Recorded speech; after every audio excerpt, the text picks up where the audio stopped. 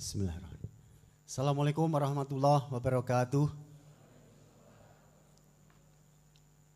Alhamdulillah.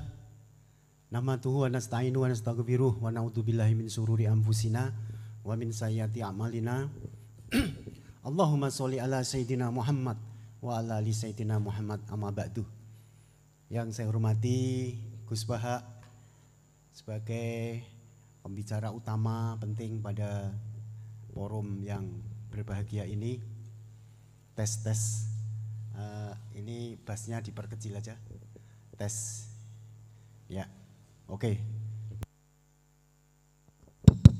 Wow, ini pakai ini yang lebih bagus. Sebelum acara dimulai mungkin kursi yang di depan bisa dipenuhi dulu. Ya, ini yang di belakang monggo bisa. Ini masih, ini khusus untuk spesial ibu-ibu ya enggak apa-apa.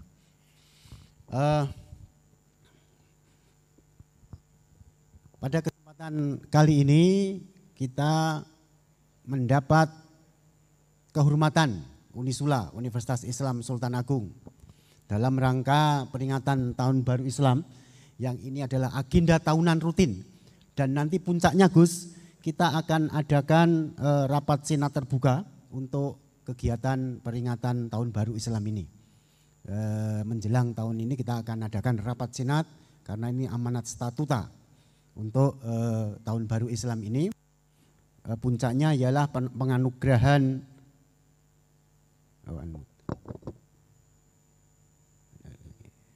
no, we cannot host, make a host. Okay.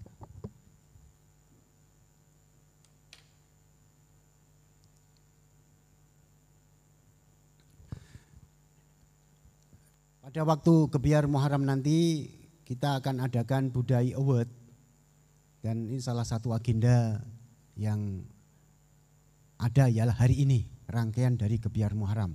Kita alhamdulillah sudah kerawan pembicara yang sangat, tidak bisa saya sebutlah beliau ini, karena YouTubers ini yang saya ikuti, yang terbaru apa ini? Saya selalu mengikuti beliau, dan viewers yang jutaan di dunia maya ini, beliau memang tidak mempunyai akun khusus, channel khusus. Padahal kalau mempunyai channel khusus ini per bulan bisa $1.000 ini. Tapi beliau untuk apa $1.000 bagi beliau? Channelnya tidak usah dibuat.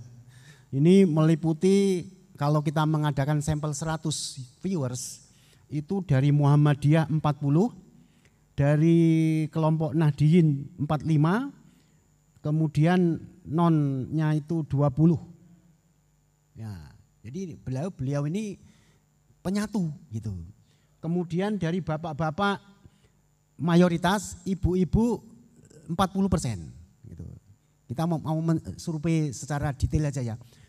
Sebagian besar inilah kaum milenial menyukai beliau. Nah, ini kita nanti akan jadikan bahan topik riset untuk hibah.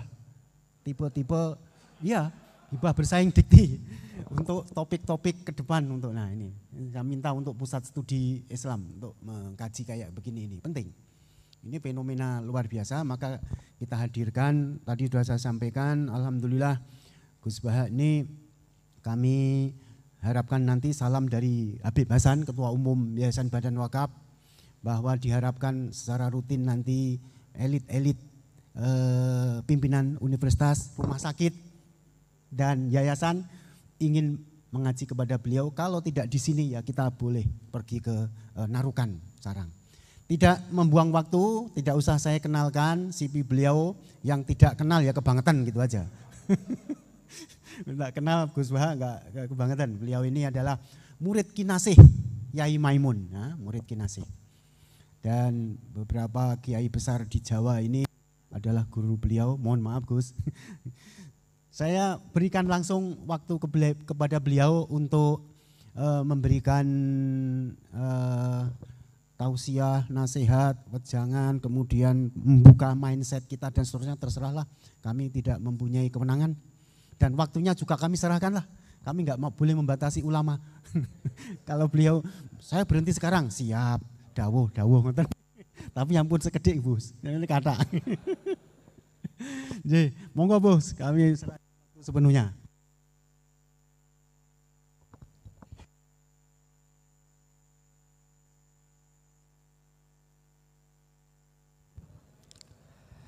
Bismillahirrahmanirrahim.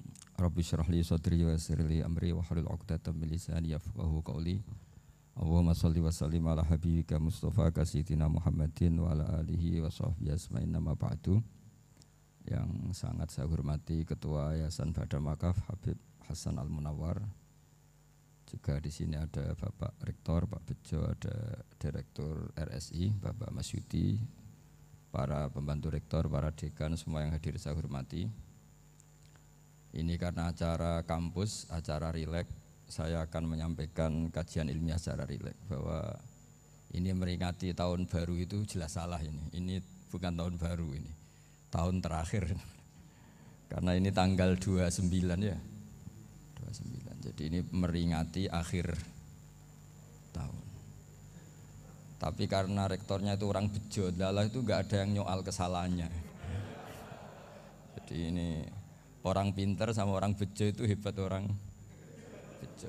Saya ini orang pinter, maka tahu kalau ini itu akhir tahun, bukan awal tahun. Tapi saya ada orang bejo, pinter saya enggak terekspos, sehingga orang tetap saja bilang ini peringatan awal apa? Tahun. Jadi menang orang bejo gitu. Ini akhir tahun apa awal tahun? Hari ini akhir tahun. Berarti ini peringatan apa? Akhir tahun. Hanya orang bejo yang kesalahannya tidak dikoreksi.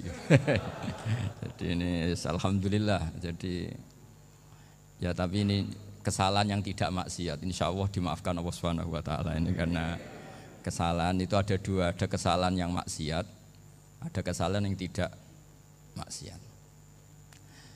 Saya punya komitmen terhadap agama ini. Baik tadi yang dikatakan Pak Rektor, ada unsur ulama, ada unsur habaib, ada unsur pengusaha, ada unsur birokrat. Di antara kenangan-kenangan saya dari Syekhina guru kita bersama Kiai Haji Maimun Zubair, beliau itu sering dawuh, sering ngendikan, dan itu saya sampaikan juga ketika 7 hari wafatnya Agus Robah, cucu Mbah Maimun, putra Agus Subah. Di antara yang beliau katakan itu adalah sok hak agama itu sing nggawa pegawai negeri. Itu berkali-kali beliau ngendikan gitu. Ya saya agak bantah. Lah kalau santri bah, ya santri karuan mesti nggawa agama, tapi sok ben sing nggawa pegawai negeri. Setelah saya jadi kiai dan penelitian, saya itu berkali-kali didatangi dokter, tentara, juga polisi. Mereka sering bilang gini, Gus saya ini dokter negeri. Saya ke NTT, ke Papua, karena saya muslim, berkebutuhan Islam, maka dibikinkan musola, dibikinkan masjid. Kalau kiai tidak bisa, bikin sendiri urunan mau narik siapa. Mau narik tarikan di jalan yang mau nyumbang siapa. Tapi kalau kebutuhan negara, karena tugas negara, ya difasilitasi negara dan tidak dianggap misionaris karena negara. Begitu juga di beberapa negara yang non-muslim kayak di Argentina, di Venezuela itu ada masjid, ada kajian Islam ya karena duta besar dan itu aparat negara. Disinilah kearifan para ulama berkoalisi dengan umarok dengan makna yang positif bahwa agama ini harus ditopang umarok, sistem negara. Tentu di situ ada tentara, ada polisi, ada macam-macam. Kita sebagai kiai juga enggak berdaya di depan para bandar narkoba apa-apa kalau enggak ada BNN. Kita mau apa dengan korupsi kalau enggak ada KPK. Sehingga kearifan para guru-guru kita, mulai Mbah Maimun, bapak saya sendiri, NU, Muhammadiyah, semua ormas-ormas Islam itu pasti maulah kerjasama. Karena kita siapa ya? Kalau enggak kerjasama.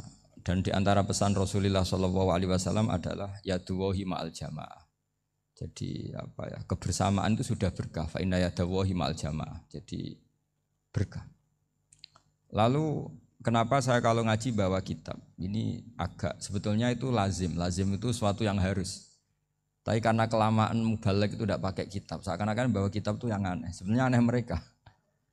Karena begini logika simpelnya ya. Umat Nabi ini berhak dapat apa coba? Berhak dapat warisan yang paling luhur, paling hebat, paling jernih. Apa itu Quran dan hadis? Pertanyaannya, siapa yang paling punya hak otoritatif untuk menerangkan Quran hadis? Ulama. Ulama yang mana? Ya yang kapabel, yang sudah diakui dunia kayak Imam Ghazali, Imam Bukhari, Imam Syafi'i. Artinya kalau kita tidak pakai materi itu ulama mendapat pikiran kita, bukan mendapat pikiran mereka.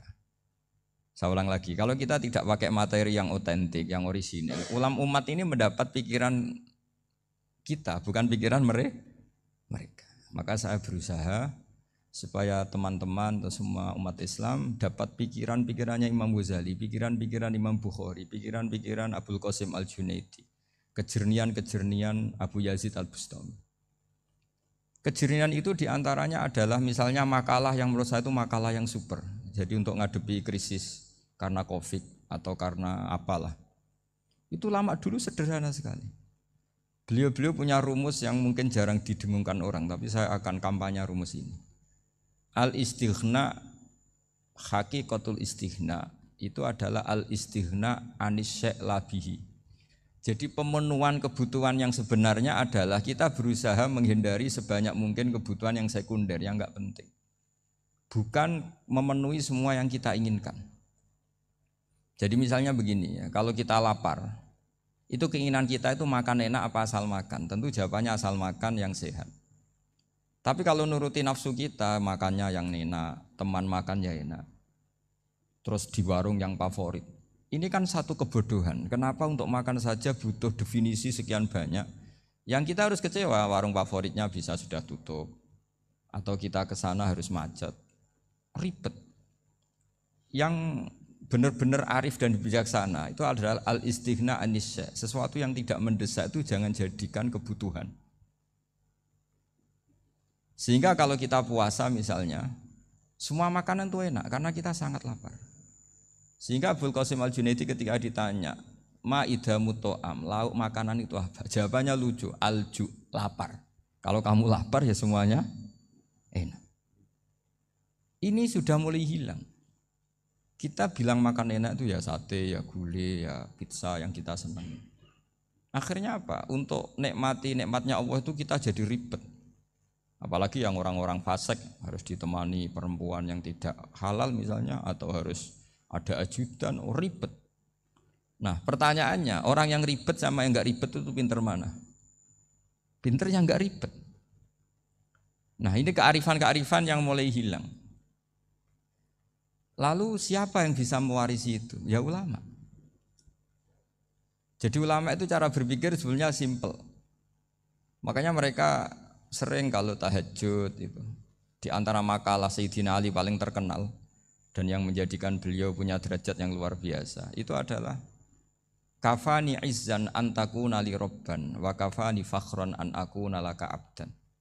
Ya Allah, saya ini sudah begitu mulia, begitu terhormat dan sangat-sangat terhormat karena yang menjadi Tuhan itu Engkau. Jadi rumus pertama itu karena menjadi Tuhan itu Engkau. Hanya Tuhan yang abadi, Tuhan yang pertama, artinya Tuhan yang al-awwal. Coba ya Allah, kalau saya ini punya Tuhan Fir'aun, punya Tuhan mati jadi tontonan lagi, itu kerennya di mana coba? Andai kan kita punya Tuhan Fir'aun, atau punya Tuhan yang asal usulnya manusia, apapun hebatnya manusia itu, kita punya Tuhan manusia itu. Tuhan yang lapar, yang kalau nggak makan mungkin pingsan, mungkin bisa kena COVID, nanti Tuhannya diisolasi, kayak apa? Makanya ketika Tuhan Allah menyindir ketuhanan selain Allah itu, Allah hanya menyindir dengan kalimat sederhana, kana yakulani to'am, yang kamu tuhankan itu masih makan. Artinya kalau nggak makan ya lemes. Jadi lama-lama ada orang gini, alhamdulillah tadi Tuhan mampir ke saya, kelihatannya lapar, setelah tak kasih makan sehat lagi. Susah nggak punya Tuhan yang seperti itu. Beda dengan Tuhan kita. Tuhan yang nggak butuh makan, nggak butuh minum, al-qayyum, zat yang berdiri sendiri tanpa butuh yang lain. Al-awwal, sebelum ada langit bumi sudah ada Tuhan kita yaitu Allah. Bandingkan dengan Tuhan-Tuhan yang dipertuhan yang lain, yang adanya setelah bumi, misalnya Fir'aun dan sebagainya. Sehingga Sayyidina Ali pertama jadi kebanggaan apa? Kafani izzan antakuna li robban. Saya ini keren betul, karena punya Tuhan yaitu Engkau. Tuhan yang lahul asma'ul husna, Tuhan yang semuanya punya kebaikan, punya keabadian, punya keagungan. Terus wa kafani fakhron an aku nalaka abdan, dan saya bangga sekali karena saya menjadi hambamu. Kalau saya jadi hambanya Pak Rektor ribet kan. Sudah tak hormati ternyata nanti tidak rektor. Ya kan ribet kan. Terus pokoknya ribet. Jadi budaknya manusia itu ribet. Makanya ada seorang wali datang ke temannya yang jadi presiden atau jadi raja. Datang ke situ karena tidak punya uang, mau minta uang karena temannya raja. Setelah sampai sana ternyata temannya ini karena orang soleh pas berdoa, ya Allah saya minta ini, minta ini, minta ini. Terus si wali tadi pulang. Tanya, kenapa kamu pulang? Ternyata dia sama, masih minta-minta kayak saya. Jadi sederhana deh. Sama-sama minta kamu, minta zat yang kamu mintain katanya. Jadi dulu itu orang itu sebegitu dekat dengan Allah. Sehingga si raja ini terus ketemu wali tadi tanya, kenapa kamu menyepelekan saya padahal sekarang saya raja. Terus ditanya sama wali tadi, karena temannya, kalau kamu di padang pasir tidak bisa minum dan harus minum 1 gelas, dengan ongkos kamu harus mengasihkan semua kerajaan kamu demi minuman itu. Pilih mana, minuman apa tetap jadi raja? Ya saya milih bisa minum. Saya tidak raja tetap hidup, tapi kalau nggak minum mati. Bagaimana Anda bangga dengan satu kerajaan sing la yusawi kak samain, yang tidak sama dengan segelas air. Jadi artinya terus mereka melihat jadi raja itu ya biasa, jadi presiden biasa, jadi rektor biasa. Karena mereka biasa berlogika hakikatul izzah itu ya taqarrub ila Allah, yang benar-benar terhormat itu ya dekat dengan Allah. Begitu seterusnya mereka bikin paradok-paradok yang aneh, tapi itu menjadi pelajaran. Bapak saya Ki Nur Salim itu senang baca anekdot Nasiruddin Koja. Itu kalau bikin orang-orang aneh, itu dia datang ke satu pesta, pakai baju lusuh, pakai sarung lusuh atau celana lusuh, sama Sohibul Bait yang punya acara dibiarin. Setelah dibiarin dia pulang pakai jas, pakai dasi, pokoknya keren.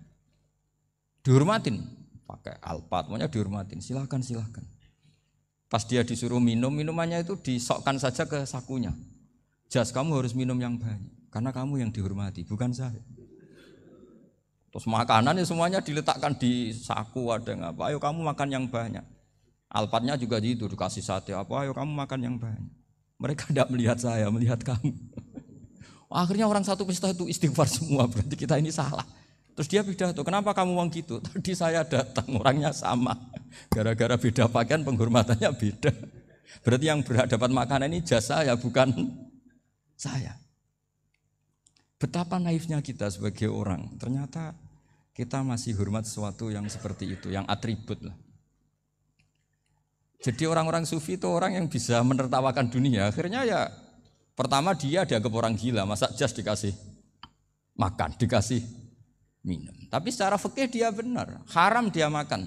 Karena pas dia datang dibiarin, setelah pakai jas dikasih makan. Berarti hakikat yang dapat rezeki siapa? Jasnya apa orangnya? Jasnya apa orangnya? Jasnya.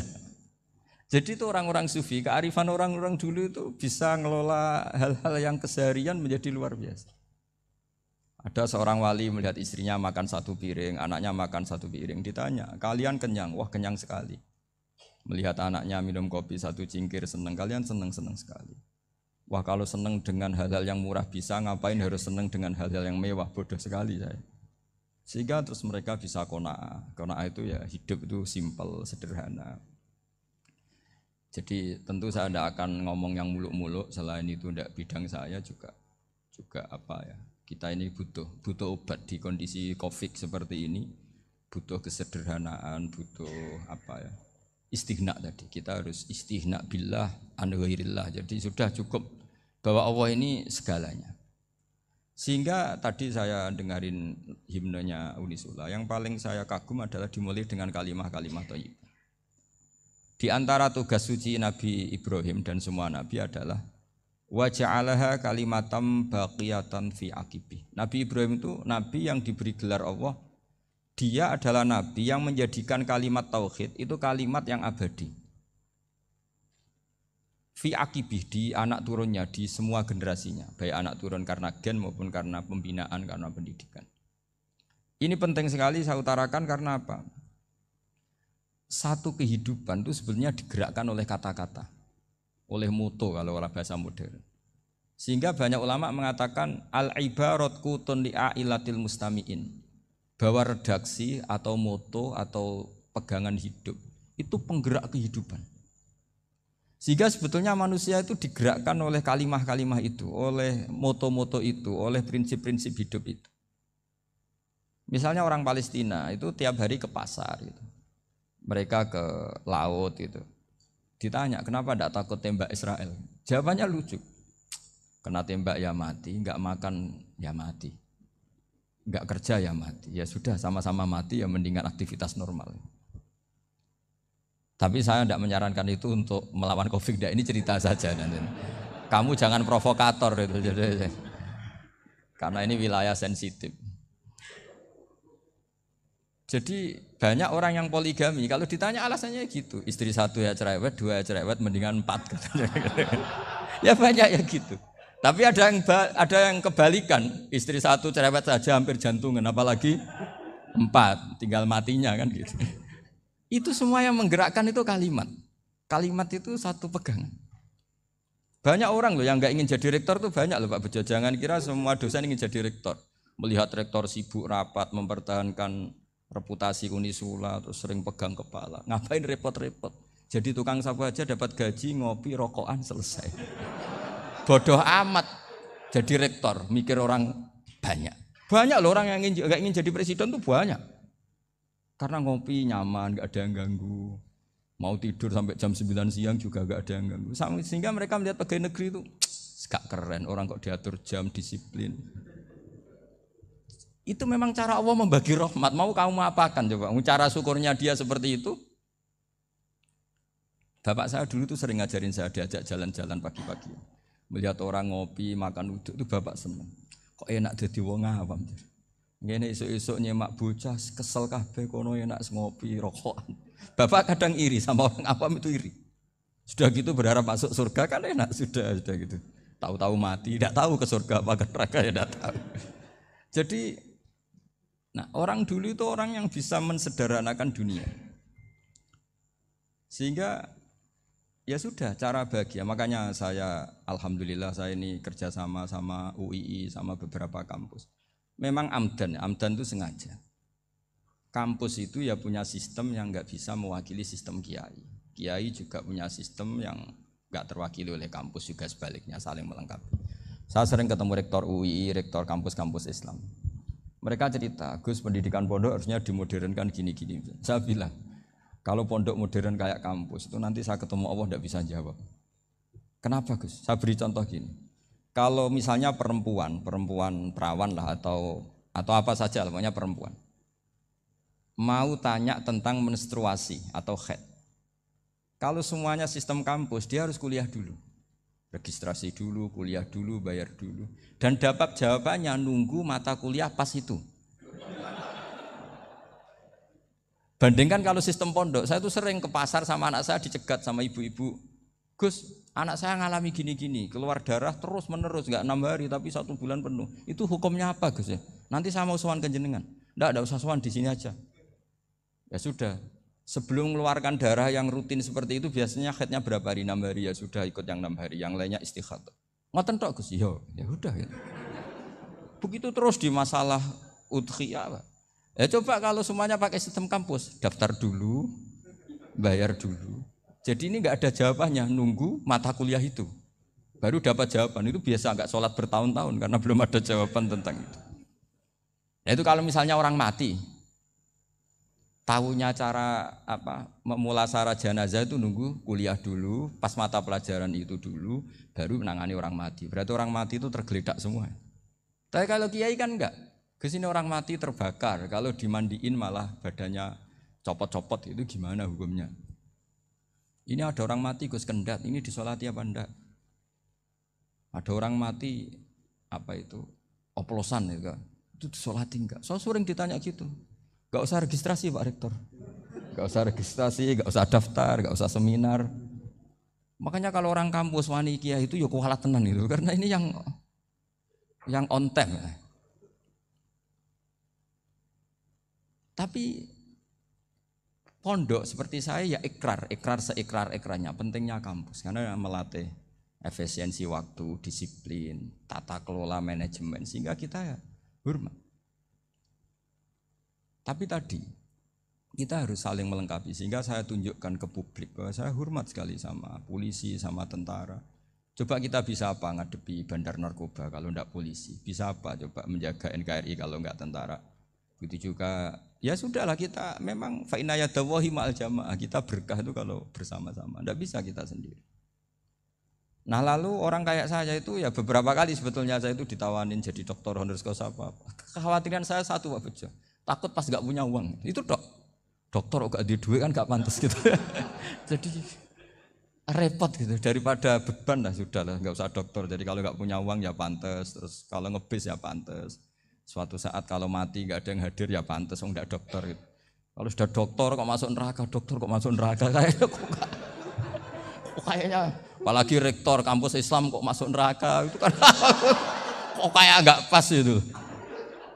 Misalnya rektor Unisiola ditanya mungkar nakir, enggak bisa kan kayak gimana gitu. Makanya harus sering ngaji saya supaya enggak malu di depan mungkar nakir. Masa rektor ditanya mungkar nakir enggak bisa. Harus berani bentak, ini saya rektor loh Pak mungkar nakir. Masa kalau wali-wali dulu berani. Masyhur di cerita wali-wali ditanya marabbuka manabuka. Saya ini guru tauhid. Kok kamu tanya marabbuka manabuka yang ngelotok. Kamu tidak pernah ngaji enak aja tanya. Jadi wali-wali itu ya rileks ngadepi mungkin. Saya yakin rileks wali di Bang Pak Rektor. Saya yakin itu. Karena wali itu lebih dekat Allah. Sehingga orang dulu itu saya ulang lagi ya, ada satu kearifan namanya hidup itu apa? Hidup itu adalah cari sebanyak mungkin supaya hidup itu tidak tergantung pada banyak hal. Sehingga misalnya cara berpikir orang-orang modern itu sebenarnya banyak orang-orang ilmuwan yang nggak ngagumi Amerika. Bukan karena angkuh enggak. Untuk mempertahankan kebesaran negara sebesar itu, kebutuhan listriknya besar, kebutuhan tentaranya besar, kebutuhan apa?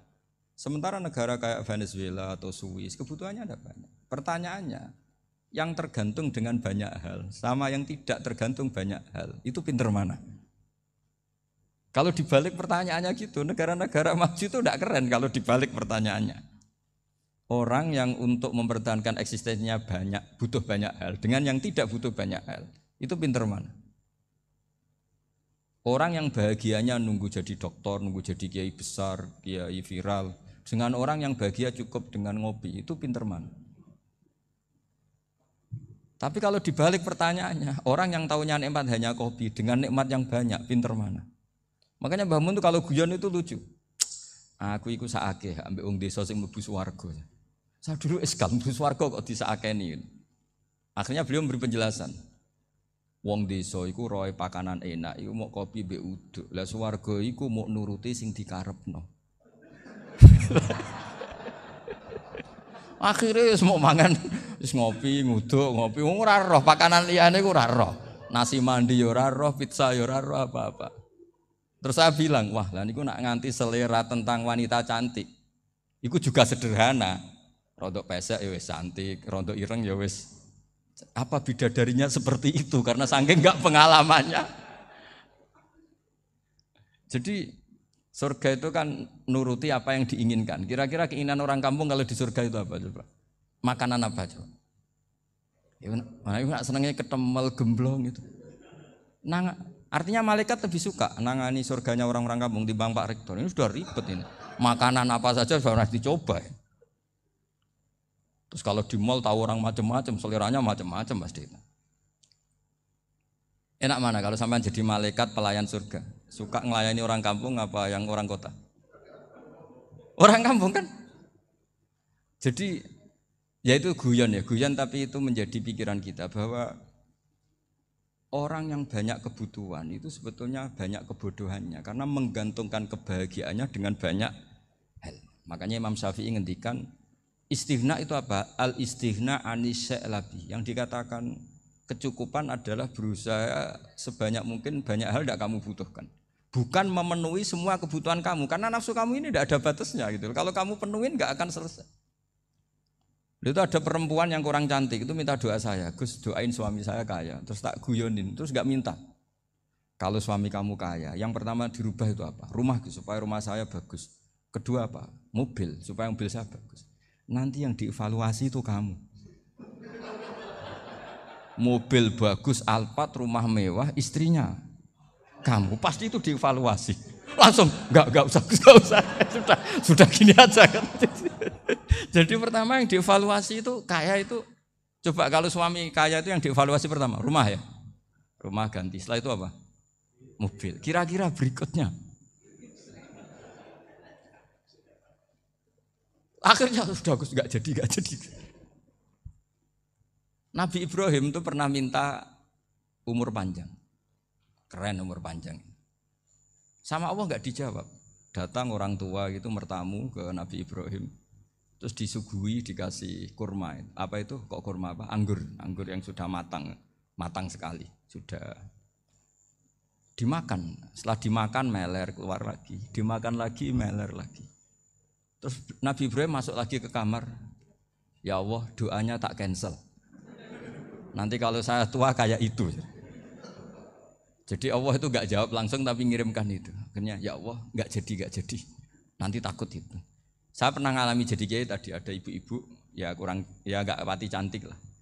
Suaminya tuh miskin sekali. Minta doa saya supaya kaya, bareng tak kasih pertimbangan itu udah enggak usah, enggak jadi. Jadi itu kearifan. Tapi kearifan ini harus kita tanamkan. Saya enggak bisa membayangkan Indonesia yang besar ini andai kan enggak ada qanaah. Nerimo ing pantum. Coba sekarang ada Covid. Andai kan Indonesia tuh kayak Perancis. Saya beberapa kali punya tamu orang yang hidup lama di Perancis, bahkan dapat istri orang Perancis. Itu dulu enggak begitu mencintai Indonesia. Tapi setelah di Perancis 2 tahun, wah Indonesia hebat. Di Perancis itu kata dia kalau cerita, semua kebutuhan masyarakat itu dibebankan ke negara. Apa saja minta negara, apa saja nyoal negara. Sementara Indonesia, coba kalau Indonesia mengalami seperti ini kok tidak ada qanaah rimo ing pantum, bisa kios Indonesia.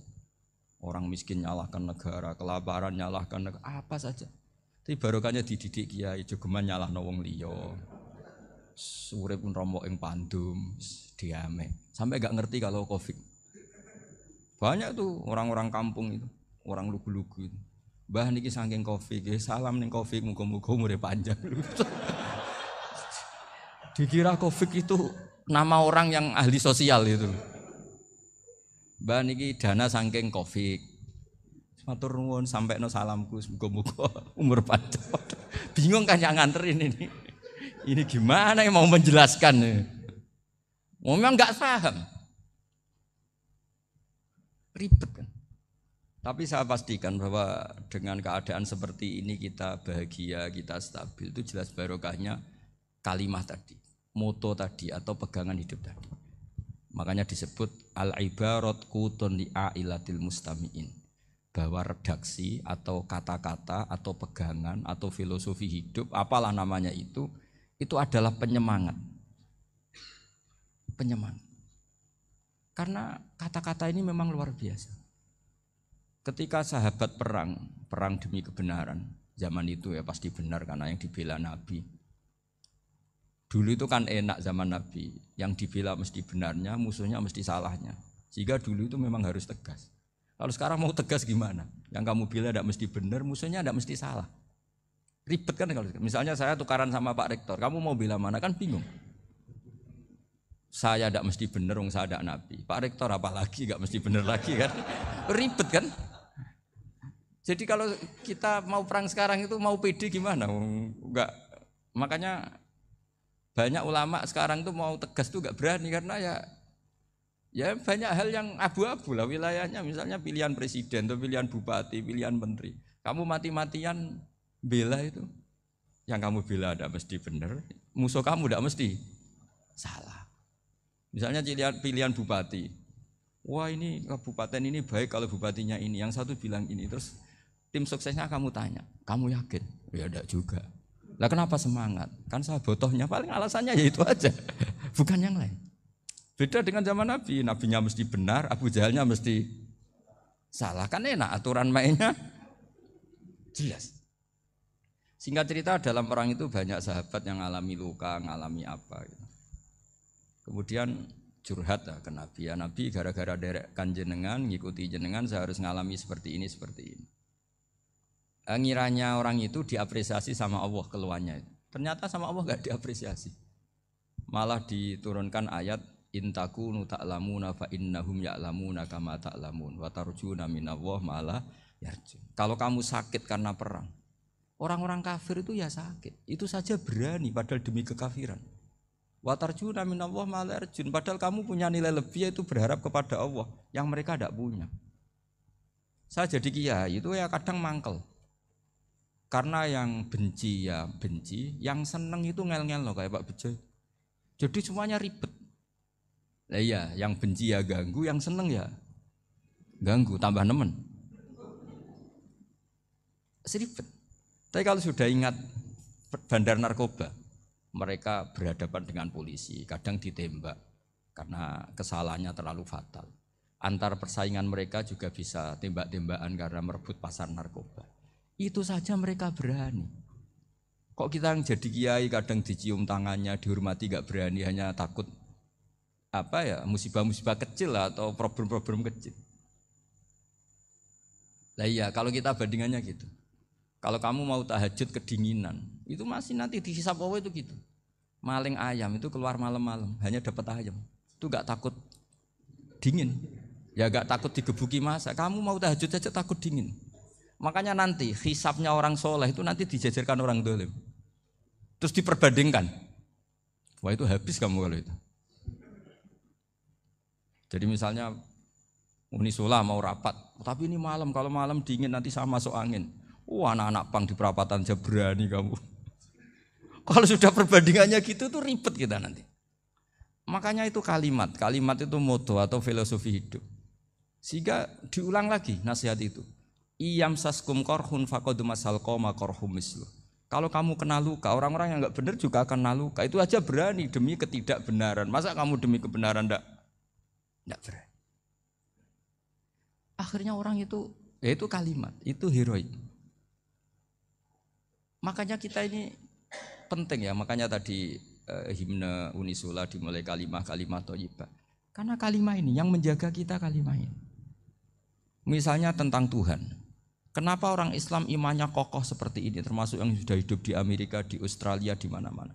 Itu ya barokahnya ajaran atau barokahnya kalimah. Saya sebut kalimah saja pakai bahasa santri.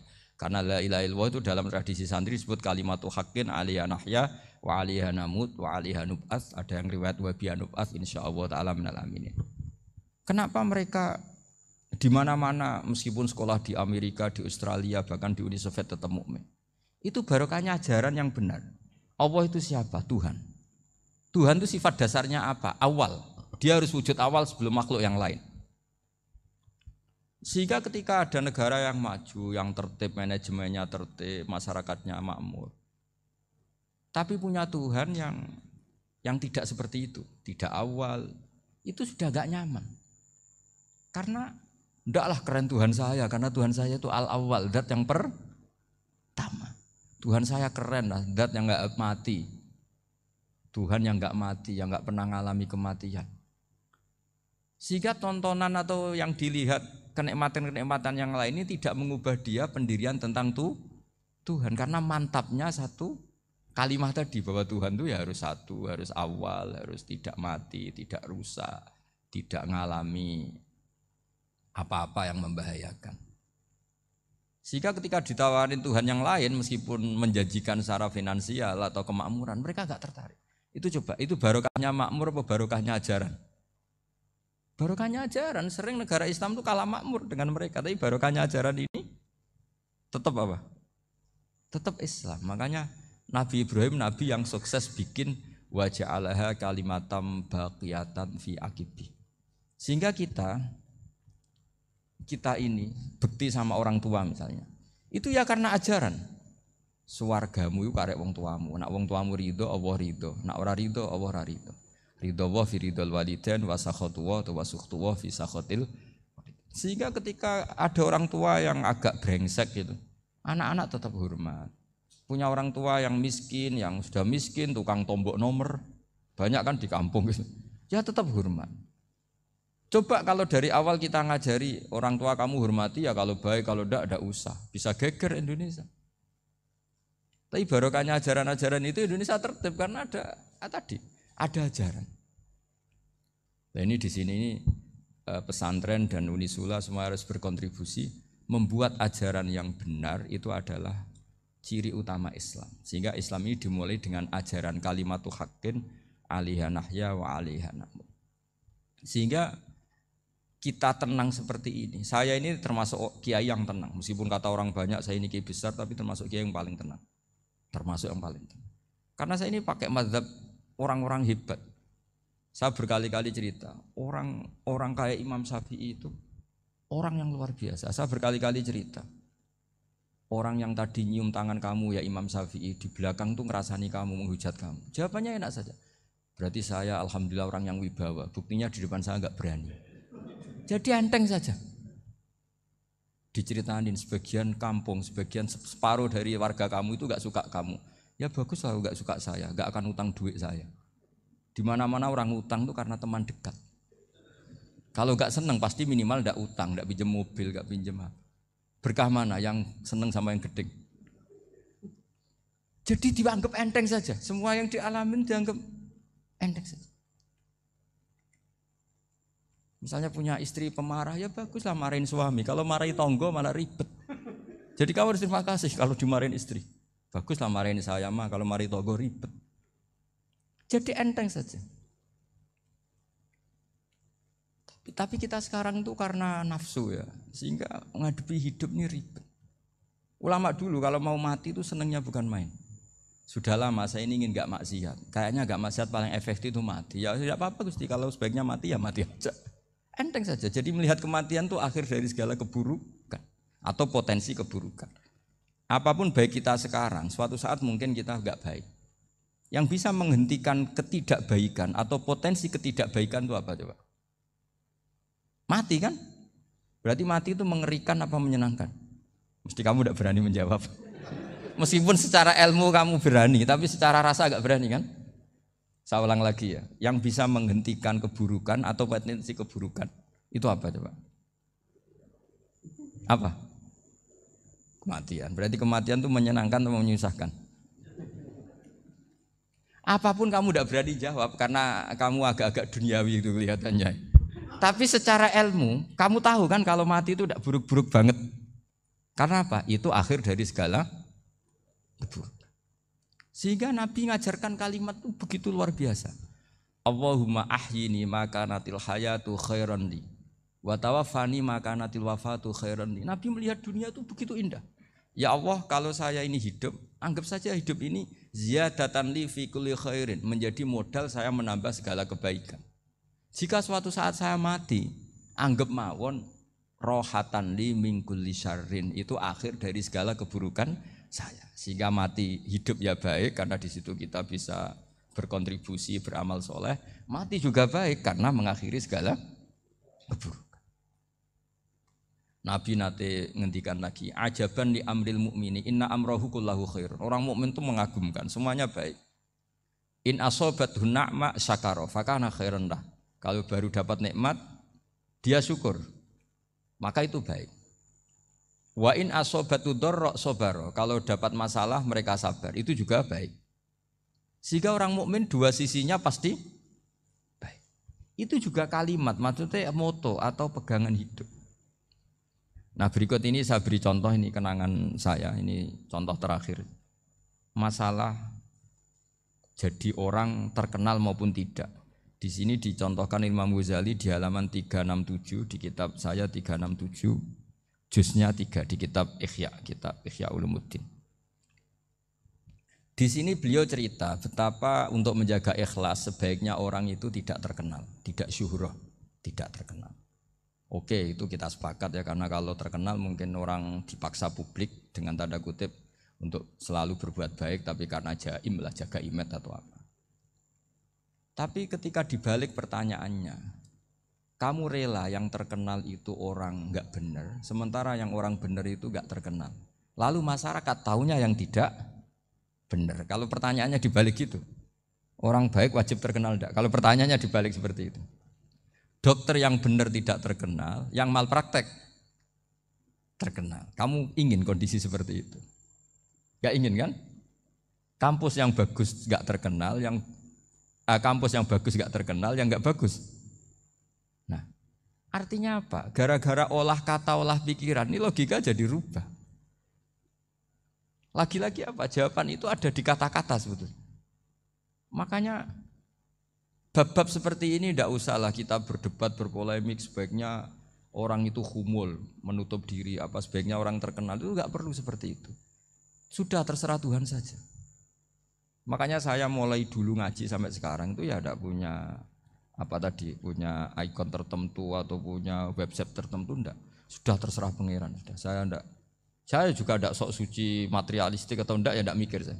Bukan apa-apa ya, karena saya ini kiai, jadi biasa urusannya sama Allah, tidak sama makhluk. Jadi pusing kalau sama sarah-sarahnya makhluk itu pusing.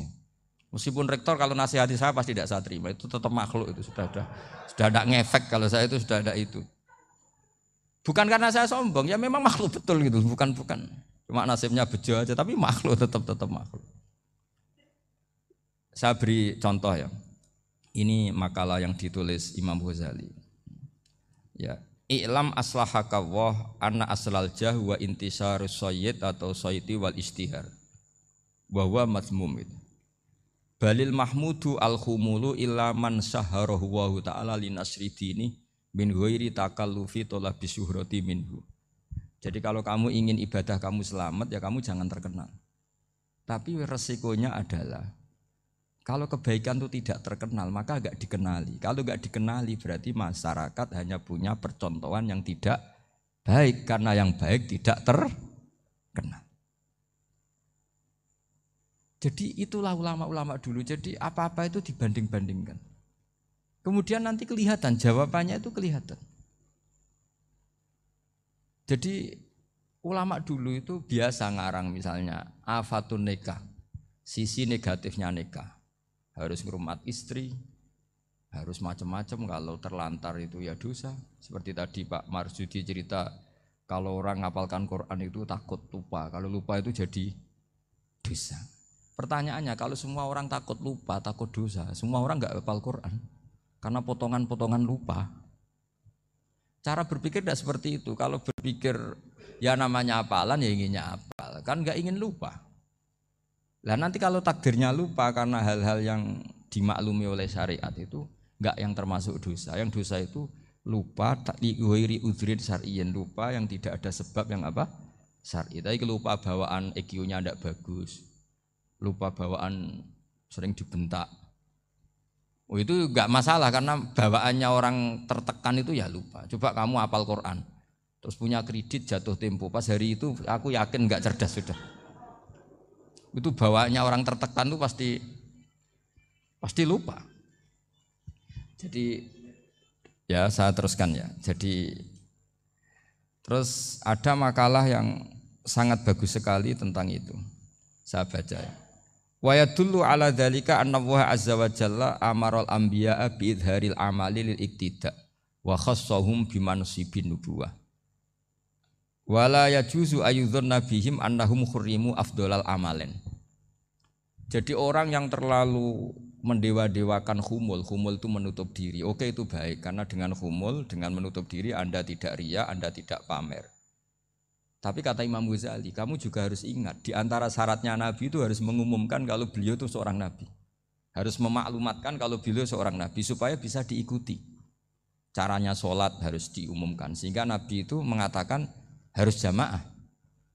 Karena dengan cara jamaah itu bisa shollu kama ra'aitumuni usolli. Coba kalau Nabi sholatnya enggak diperlihatkan, kamu harus sholat yang benar. Caranya gimana ya Rasulullah? Itu rahasia. Bingung enggak kira-kira? Bingung enggak? Ya misalnya amal rahasia selalu lebih baik. Terus ada pertanyaan, Nabi ngendikan kamu sholat yang benar. Caranya gimana Nabi? Ya itu rahasia. Terus gimana coba? Tapi Nabi ngendikan apa? Shollu kama ra'aitumuni usolli. Ya sudah kamu sholat, niru saya sholat.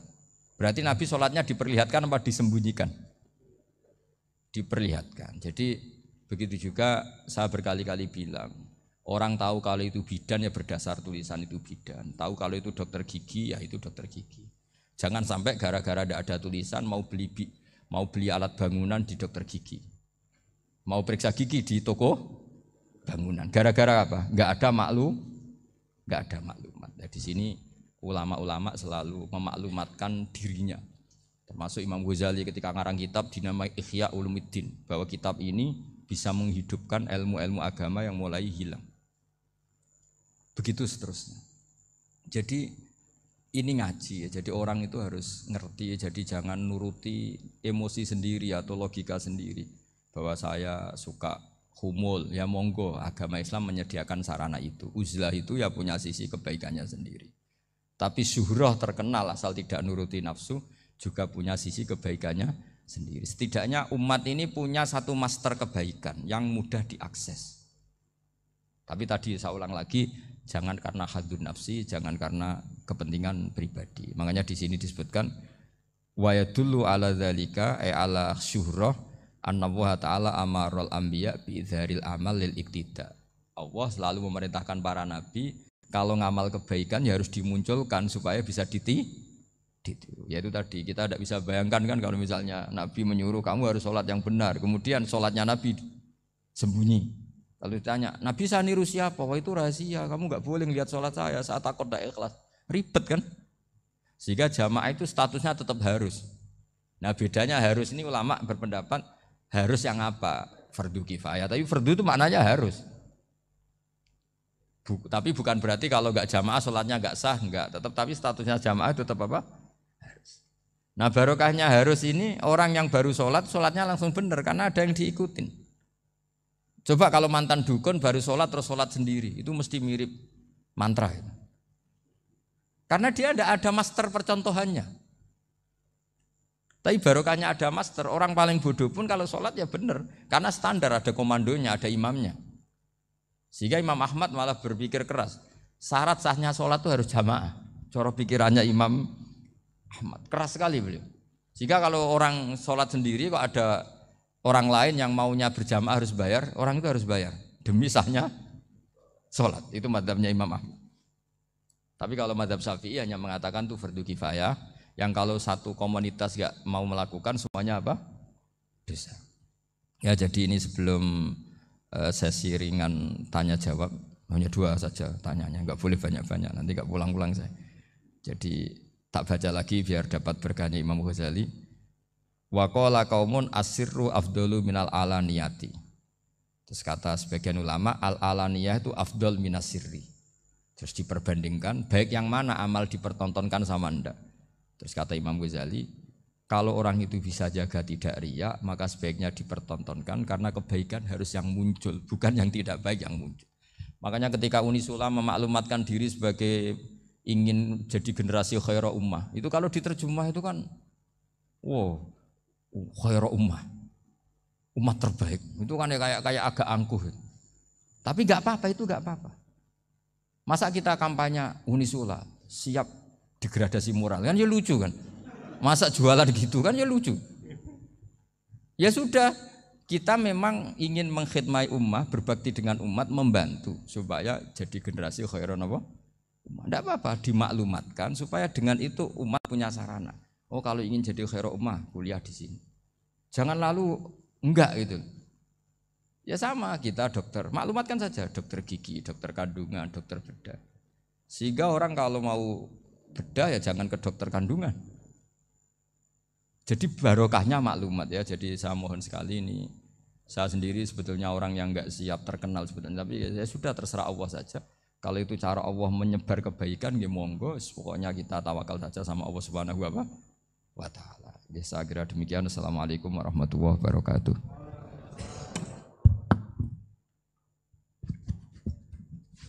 Matur suwun Gus. Alhamdulillah sesi tanya jawab.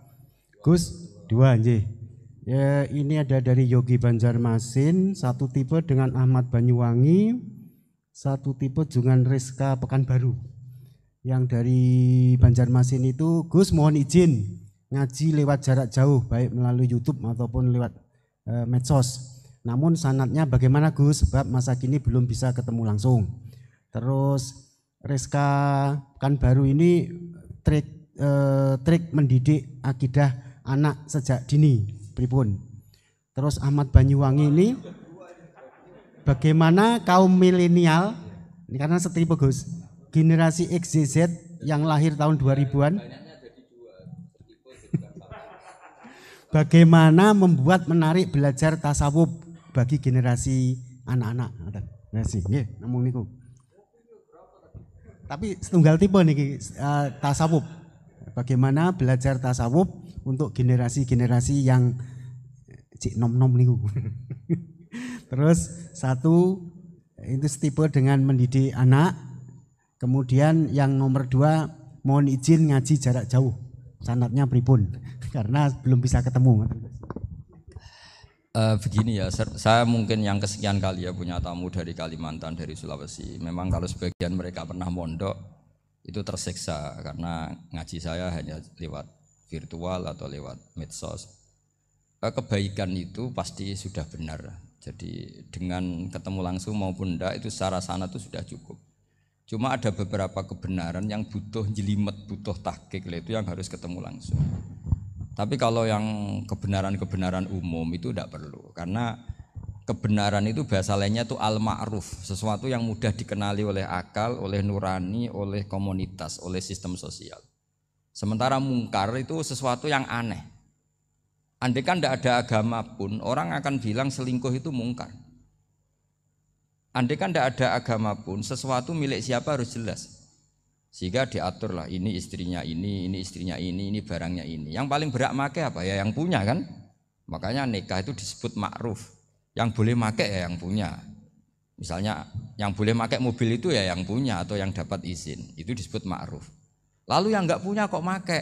Itu namanya mungkar. Ya aneh, enggak punya kok make tanpa izin. Sehingga kebaikan-kebaikan seperti ini enggak butuh sanad karena semua orang pasti kenal. Makanya disebut kebaikan itu al-ma'ruf. Kemungkaran disebut mungkar. Jadi ma'ruf maknanya arafahul aklu. Akal ini mudah menerima. Mungkar maknanya angkarohul aklu. Akal ini menjadi aneh. Kan enggak mungkin lah orang yang waras mau ini ada minuman. Kalau kamu minum hilang kesadaran. Minuman ini halal. Itu aneh enggak? Aneh kan? Tapi kalau kebalikannya ini minuman manfaat untuk stamina, manfaat untuk kesehatan, maka ini halal. Nah agama itu datang dengan sesuatu yang ma'ruf dan menolak sesuatu yang mungkar. Nah kebaikan-kebaikan seperti ini itu Pak Rektor gak perlu sanad karena itu sudah lazim, sudah keniscayaan. Lalu ada kebenaran yang butuh detail. Misalnya begini, wali nikah itu siapa? Wali nikah itu adalah bapaknya dan mbahnya misalnya. Nah kalimat dan mbahnya ini salah kalau dalam fikih Islam. Karena mbah dalam bahasa Jawa itu bisa mbah dari ibu. Sementara dalam otoritas Islam enggak memberikan hak ke mbah dari ibu. Seperti ini enggak boleh terus misalnya orang Kalimantan nikahkan putrinya dinikahkan oleh mbah dari ibunya hanya karena berdasar fatwa. Oh kemarin Gus Baha atau Kiai siapa dawuh wali itu kalau enggak bapak ya mbah, wong ini mbahnya. Nah itu butuh detail. Yang dimaksud mbah di bab wali adalah abul ab, bapaknya bapak, bukan sekedar mbah. Nah hal-hal seperti itu mohon sekali untuk tidak kesusu atau tidak tergesa ngambil kesimpulan karena itu butuh fikih yang apa? Detail. Ya butuh fikih yang apa? Detail. Padahal istilahnya sama, wali itu bapak dan mbah. Sehingga dalam kitab-kitab matan misalnya kalau ada fa'ahakul auliya bitazwid abun summa jaddun itu pasti sama Sarah dikritik. Al-aula ayyakula abul ab. Seharusnya jangan dikatakan mbah karena kalau mbah memasukkan dari ibu. Yang benar adalah abun fa'abul ab, bapaknya bapak. Nah, jadi kira-kira gitu Pak Irton. Gantian jenengan yang menjelaskan ini. Yang nomor 2, kalian bagaimana mendidik akidah dan tasawuf bagi generasi-generasi milenial ini. Ya kayak tadi, tasawuf maupun tauhid maupun ilmu moral apapun itu mudah sekali dididik. Ciri utama agama ini itu ad-dinu yusrun, agama itu mudah. Mudah itu artinya ya nurani, nerima ya gampang, akal ya gampang, komunitas ya nerima gampang. Kayak tadi penjelasan saya tentang Tuhan. Ada orang miskin dari Indonesia, misalnya kuliah di Amerika. Dia mulai kecil tahu yang seharusnya jadi Tuhan itu siapa. Ya yang menciptakan langit bumi, sebaiknya yang jadi Tuhan itu siapa? Ya yang wujudnya paling awal. Kemudian dikasih alternatif Tuhan yang wujudnya ada tanggalnya. Keren enggak misalnya? Kan terus enggak keren. Kok Tuhan sama buminya kok dulu buminya? Kayaknya kok enggak lah kayak gitu. Artinya barokahnya logika yang sehat ini kan ya setahu saya hampir jarang kan yang murtad masalah tauhid itu. Kalau moral banyak yang agak nakal, tapi secara tauhid jarang yang murtad karena tanaman logika tauhid itu mantap di Indonesia. Mulai kecil kan diajarin wujud, kidam, baqo, mukhalafatul lihawadisi, qiyamuhu fi nafsi. Sama, moral juga gitu. Jong jogeman misoi wong, kan dipisoi sakit enggak? Jangan pernah mencubit orang, dicubit itu sakit. Jadi orang diberi rasa. Enggak enak loh disakitin orang, dijotosin orang. Ya sudah jangan jotosin orang, enggak enak. Sehingga apa ya, kalau kamu ingin sopan ya disopani ya harus sopan, kalau ingin dihormati harus menghormati orang lain, sehingga itu tertanam. Makanya bangsa kita termasuk yang terbaik akhlaknya. Kalau musim haji itu dipuji-puji sama sekian negara karena pantangan lah kita nginjek orang sholat, melangkai orang ruko, orang sujud. Kalau orang lain mungkin kan seenaknya. Iya, karena mulai kecil itu dilatih tidak boleh melangkai orang, tidak boleh. Jadi akhlak itu ya diajarkan mulai kecil plus logikanya. Logika itu ya apa saja lah, yang penting menjadi anak kecil itu paham. Dan itu mudah, saya ulang lagi mudah, karena agama ini ad-dinu yusrun, agama ini mudah, jadi mudah difahami. Enggak bisa kamu katakan misalnya tasawuf. Tasawuf itu ya gampang kayak tadi, seperti Bapak kalau ngendikan. Makanan yang membuat enak itu karena menunya yang mewah kamu cocok atau karena kamu lapar. Lama-lama orang kan berpikir, ya setiap puasa itu kok tempe enak, tahu enak, tapi kalau sudah buka, sudah kenyang, apa saja semuanya menjadi tidak enak. Padahal kualitas menunya masih enak, tapi gara-gara kenyang menjadi tidak enak. Berarti penyebab enak itu lapar apa menu? Lapar. Jadi apa ya, kearifan-kearifan ini loh yang menjadikan luar biasa. Makanya tadi ada kalimat yang benar, wa ja'alaha kalimatam baqiyatan fi aqibih. Jadi Ibrahim adalah nabi yang sukses menanamkan filosofi kebenaran ke anak cucunya. Dah, yang terakhir. Dah. Ini Siti Mutmainah dari Undip. Yeah. Maunya bergabung tapi karena terbatas, mohon izin Gus mengingat mati kebaikannya nopo untuk keluarga maupun pemimpin. Wah, ya bagus lah kalau itu. Kalau di kitab-kitab yang saya baca, ingat mati itu tidak selalu baik, juga tidak selalu buruk. Malah kalau menurut Sayyid Abdul Al-Haddad, khusus yang para pelajar yang mencari ilmu itu nggak baik ibadahnya ingat mati. Karena dia harus dinamis, harus mobil. Kalau ingat mati kan terus lemes. Tapi kalau untuk pejabat harus ingat mati, kalau enggak korupsi terus itu. Harus ingat mati. Jadi kalau manfaat bagi keluarga begini ya, saya merasakan. Ini tanya anak saya itu baru tamat aliyah kemarin. Yang satu barusan mondok sarang baru 2 bulan atau 1 bulan. Itu saya kalau bilang ke anak-anak gini, kamu ketemu saya itu harus spesial. Bisa saja bapak besok itu meninggal. Jadi semua hari itu spesial.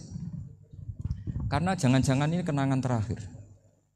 Nabi itu kalau ngajari orang supaya sholat khusyuk, sholli ka'annaha sholatu muwaddi'in. Kamu sholat seakan-akan itu sholat terakhir kamu. Wah itu mesti serius. Kamu ketemu istri seakan-akan terakhir pertemuan kayak mau pergi ke New Zealand atau ke Amerika. Coba malam itu spesial karena besok istri saya pergi. Bayangkan kalau itu terakhir mau mati. Sampai ngamuk serasido lah kan gitu. Jadi hikmah ingat mati itu makanya Nabi diantara riwayat ya. Meskipun riwayat ini diperdebatkan, tapi jelas ini satu petua yang baik. Wa'mal li akhiratika ka'annaka tamutuhud, dan kamu beramal untuk akhiratmu seakan-akan besok itu mati. Maka sholat kita akan spesial, hidup kita akan spesial karena kenangan kita terbaik ya sekarang, besok sudah mati. Sehingga anak-anak saya itu sama saya itu senang sekali. Saya juga sama anak-anak senang. Karena kesempatan ini tidak selalu ada. Jadi Tapi ada kalimat untuknya wa'mal lidunyaka i'mal lidunyaka ka'annaka ta'isu abadan. Untuk duniawi kamu seakan-akan hidup selamanya. Itu maksudnya itu rileks saja. Misalnya hari ini urusan enggak selesai, besok masih ada hidup. Enggak selesai, besok masih hidup, sehingga rileks. Tapi kalau urusan akhirat harus selesai sekarang karena besok sudah mati. Jadi ingat mati itu positifnya ya tadi, semuanya akan indah. Coba orang yang mau meninggalkan Indonesia, misalnya nyuwun sewu LSM yang biasa demo atau mahasiswa yang biasa demo, terus tawarin, besok kamu kuliah di Rusia. Itu warung apa saja kenangannya baik semua karena mau meninggalkan Indonesia. Tapi kalau tahu gak meninggalkan Indonesia, demo terus. Orang-orang sering demo, tawarin ke luar negeri, kira-kira mau enggak? Pasti lebih suka apa? Indonesia. Orang paling miskin yang ngeluh terus di dunia ngeluh gak pernah nikmat, tawarin mati, mau enggak? Enggak mau kan? Nah, jadi untuk supaya hidup ini nikmat, semuanya itu anggap kenangan terbaik Anda dan itu bisa saja kenangan terakhir. Makanya resepnya Nabi supaya sholat khusyuk apa? Sholli sholatan muwaddi'in, kamu sholat ka'anha sholatum muwaddi'in, seakan-akan itu sholat apa? Terakhir, sehingga terus kita nyaman, kita apa, dan kita nganggap ini sholat yang terakhir. Nanti ternyata masih lagi, ya sudah itu sholat yang terakhir lagi, sehingga semuanya apa? Spesial. Ya gitu Pak Rektor. Matur suwun. Terima kasih Gus. Ini pertanyaannya total ada 135, tapi saya himbau kepada para penanya, ini misalnya ya ada pertanyaan bagaimana kami ini berada di organisasi yang fasilitas materinya itu kecil. Jenengan tidak usah bertanya di saat ini, nanti ikuti YouTube, itu ada edisi beliau yang terakhir, ada tema ceramah beliau itu sudah menjawab ini, nanti ikuti di YouTube bisa menjawab pertanyaan jenengan, itu ada. Itu sudah ada materinya. Jadi 135 penanya ini mohon dicari search di Google, jawabannya sudah ada di situ semua. Oke. Ya, terakhir ini bagaimana kalau kami materinya sedikit, apakah kami harus ngalah? Ini edisi 3 hari yang lalu Gus Bah sudah mengeluarkan itu. Nah, gitu. Oke, saya kira demikian nggih. Yang offline sampun ridho? Sampun nggih. Nggih Gus, ngaten saya soalnya paling takut kalau nanti dimarahi beliau. Demikian apa yang bisa kita sajikan kepada para pemirsa baik online maupun offline. Saya selaku moderator yang mendampingi beliau Gus Bah, mohon maaf apa ada kekeliruan dan hanya ini yang bisa kami sampaikan, mohon maaf dan selamat mengikuti YouTube beliau yang sangat berseri dan beragenarkan dan sangat mencerahkan. Wassalamualaikum warahmatullahi wabarakatuh.